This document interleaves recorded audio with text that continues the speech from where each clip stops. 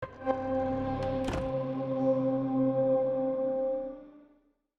my name is Eric Cousian and I am the creative director of the Ghost Recon franchise. So actually what we wanted is to bring a fresh experience with Breakpoint. So the first thing we wanted for our players is to immerse them into the Spec Ops fantasy. So we have worked with many experts, and that's the reason why you have this new layer of the survival mechanics, I would say. Even if you don't have to drink or eat, we wanted to bring to make the world an important parameter in your tactical decisions. So it was one of the very first decisions we took when we started the project, and we wanted also to have a new progression system, because Ghost Recon is not only a tactical game, it's also a game where we want our players to customize their ghosts, and we wanted the players to be able to specialize. Since Wildlands, we promote a total freedom of choice for our players, so that they can be able to play with a total freedom of choice. And since you can play all guns blazing, or stealth, or long range. Yeah, they're definitely. You mentioned customization, and like right off the bat, you can get more weapons. You can grind to find more guns. You can find more attachments, and now your gear, your cosmetic stuff, like the clothing you wear, actually makes a difference now this time around. Yeah, actually, it's a brand new system we had to invent, because Ghost Recon is a tactical game, and it means that one bullet kills. It's really part of the DNA of the franchise. And at the same time, we wanted the players to explore the world and make decisions about, I like this type of weapon, or I like this type of gear, or because of my the way I want to survive in the world or craft things. Maybe I will go into this region or in this specific location to get the rewards that I'm interested in, and and especially in co-op, you can imagine that it creates a dynamic, because it will be discussions you will have with your friends. Oh, I want this sniper rifle, okay, but maybe your friends doesn't really care about a sniper rifle because he plays a different playstyle. But it will be discussions with your friends, and good cooperation, so that you can get the rewards you want and help him getting in the rewards he wants. Nice. So sort of expanding upon the tactical aspects of the previous game, but also kind of giving you more to do than just sink shots, right?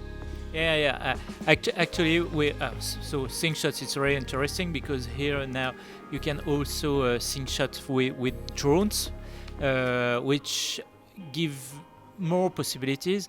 In Wildlands, you could sync shot up to 4 enemies at the same time. Here it means that in co-op, since you can play up to 4 players, you can sync shot up to 16 enemies at the same time, because you with 3 other autonomous drones, and when you play in solo, since all the other players can have exactly the same tools as you, it means that you can sync shot up to 16 enemies at the same time. Wow, so you could hypothetically take out an entire encampment with just one single pull of the trigger? Yeah, but it's very hard. Personally, because it can sound, it's a way to break the game, but actually to be synchronized and to succeed in making such a takedown, it really takes time to be skilled, and at the same time the drones you use will be destroyed, because there are many, all these super mini drones, and they explode, so you will have to find them, so to renew this type of sync shots. Nice. Yeah, the drone did kind of feel a little overpowered in Wasteland, so is that why you guys made drones the enemy this time, to kind of take away that power? Actually, it's not the reason why we have this theme in the game. It's more, The drone in Wildlands is more a question of balancing in gameplay. But what was interesting to have drones as enemies is also to renew the interest, and especially tactically. The first thing when we wanted to have drones in the game, the first questions we had as a team is, yes, but with drones maybe we cannot play stealth. And we worked with the experts, and we realized that since our drones are really based on authentic,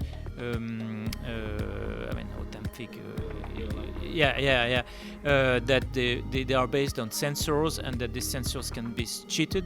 So it means that yes, you can play stealth because they use IR cameras, CCTV cameras. They use audio sensors, and they can be cheated like human, even if the range are not exactly the same. So it allow even with the drones. So it's a new pacing. It's different types of difficulty, but you can play all.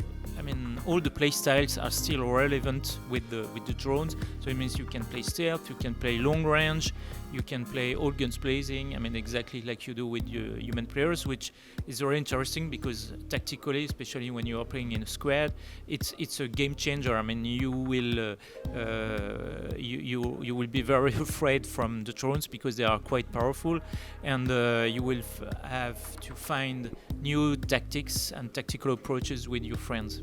That's awesome. Now, in Wastelands, when you didn't have friends playing with you, you had the AI co-op squad to kind of help you get through the game. This time around, there's no AI co-op squad, right?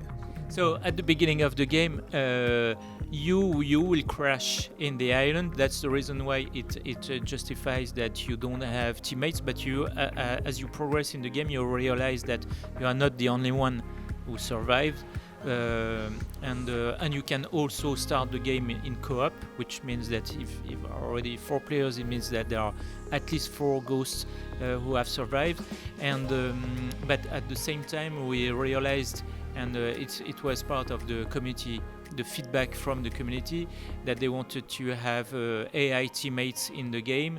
So post-launch, we will have AI teammates back in Ghost Recon. Okay, so that is gonna. There's just no set date at this point. Yeah, so you know, it's the relationship we have with our fans. We are always listening to what they say, and you know, Ghost Recon is a brand that has a DNA and a lot of fans. So we are in close relationship with our fans. I'm kind of curious. You know, you can get wounded now. You have to, like, you know, go back and heal yourself. Where did the decision come to integrate this new injury system into the game? We want the players to be in the boots of Spec Ops soldiers. And while discussing with our experts, we realized how much the terrain has an impact on their missions. And for instance, that even because of the weather conditions or because of the harsh conditions of the region where they can make mission, they can abort mission just because of this. It's not because of the enemy. It's just because of the rain or the mud or because they get sick or because they are injured, even without enemies. So for us, it was quite important, since Ghost Recon is about making you feel that the experience is authentic, that we wanted to bring this layer of survival. As I said, you don't have to eat or eat. It's not a survival game, but wanted the world to have a great impact on your tactical decisions. So we have this stamina system now, which is influenced by all the efforts you make or the mistake you can make, the angle of the slopes when you are going uphill will influence your stamina gauge, and as well you can be injured, and there are 3 different levels of injury that will impact your aiming and your mobility, because we thought that it was important that the players really feel like Spec Ops on the battlefield. I'm just curious, was there any lessons that you learned post Wasteland development as you were going into Breakpoint that really influenced a lot of the game changes, or had you guys sort of switch focus and direction along the way? Yeah, actually, we with Wildlands we have made a systemic game. The reason why we wanted the game to be systemic, which means that there is nothing scripted.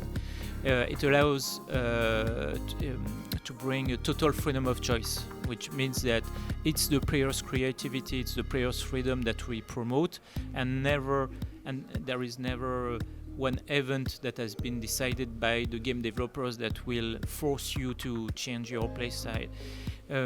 But at the same time, the game was balanced in such a way that sometimes the situations could be goofy, and we know that there are many of our fans like the authentic feel, and we have all these milsim players, and so we wanted to have first a darker or somber tone which really fit to Ghost Recon, and at the same time to rebalance the gameplay so that it feels more authentic and less gamey.